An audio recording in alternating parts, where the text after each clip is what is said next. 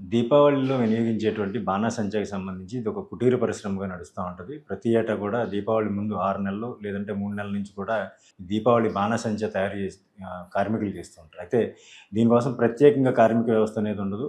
గ్రామాల పరిధిలో ఉన్నటువంటి వ్యవసాయ కూలీలే ఈ పనులు కూడా చేస్తూ ఉంటారు. తాజాగా చూసుకుంటే అంబేద్కర్ కోనసీమ జిల్లా రాయవరం మండలం వీసావరం గ్రామంలో భారీ ఎత్తున ఈ బాణాసంచా తయారీ కేంద్రంలో విస్ఫోటనం సంభవించింది. ఈ ప్రమాదంలో దాదాపుగా 6గురు అక్కడికక్కడే చనిపోయారు. మరి కొంతమందికి కూడా గాయాలయ్యాయి. దాదాపుగా 30 మంది కూడా అక్కడ పనిచేస్తున్నారు. వీరిలో చాలామంది పరిస్థితి విషమంగా ఉంది. మృతుల సంఖ్య పెరిగే అవకాశం ఉందని చెప్పేసి కూడా తాజాగా తెలిసినటువంటి సమాచారం. అయితే ఈ బాణాసంచా తయారీకి సంబంధించి ఏదైతే కుటీర పరిశ్రమల్లో ఉంటాయో వీటిల్లో సరైన నిబంధనలు పాటించట్లేదని చెప్పేసి ఎప్పటి నుంచో కూడా అనేక ఆందోళనలు లేదంటే కొన్ని ఆరోపణలు వినిపిస్తున్న నేపథ్యంలో అధికారులు చూసి చూడనట్టుగా వివరించడం వల్ల ఇటువంటి ప్రమాదాలు జరుగుతూ ఉంటాయని చెప్తూ ఉంటారు. అయితే ఈ తాజాగా జరిగినటువంటి ఈ ఒక్కటే కాదు, గతంలో చూసుకుంటే వాకతిప్ప లేదంటే కొత్తపేట ఇటువంటి ప్రాంతాల్లో కూడా పదుల సంఖ్యలో కార్మికులు మృత్యువాత పడ్డారు. అనేక సందర్భాల్లో వీరికి ఎటువంటి ఇన్సూరెన్స్ అనేది ఉండదు. వాళ్ళ కుటుంబాలు అనాథలైన పరిస్థితి కనిపిస్తూ ఉంటుంది. ప్రభుత్వాలు స్పందించడమే తప్ప ఈ పరిశ్రమలు ఎవరైతే నిర్వహిస్తూ ఉంటారో వీరు ఎక్కడా కూడా వాళ్ళకి ఆదుకున్న పరిస్థితి కూడా కనిపించదు.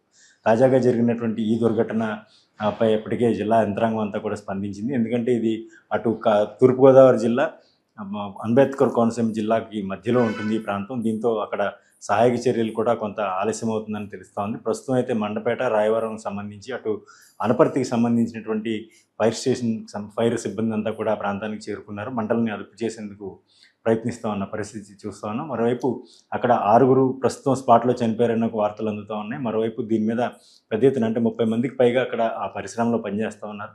వాళ్ళలో చాలామందికి కూడా తీవ్రగాయాలయ్యాయి.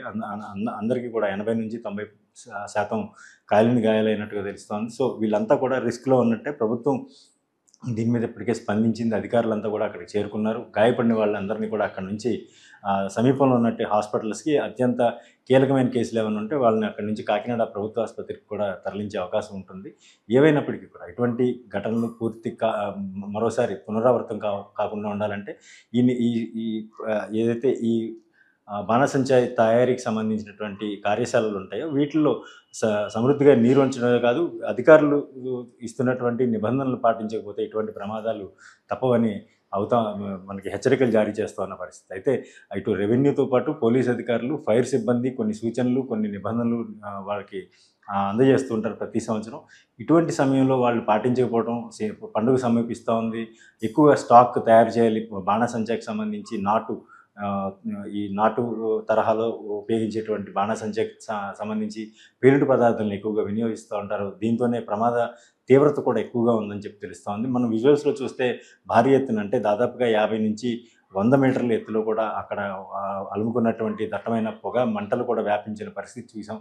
సో దీన్ని బట్టి ప్రమాద తీవ్రత ఏ విధంగా ఉందనేది మనం తెలుసుకోవచ్చు. అయితే అధికారులు దీని మీద ఇప్పటికే సహాయక చర్యల్లో ముమ్మరై ఉన్నారు. దీని మీద ఎటువంటి పరిస్థితుల్లో అక్కడ ఫైర్ ఓపెన్ అయిందనే దాని మీద కూడా పూర్తి స్థాయిలో అధికారులు విచారణ చేపట్టే అవకాశం ఉంది. హలో, తెలుగు రాజ్యం ఛానల్ చూస్తున్నారా?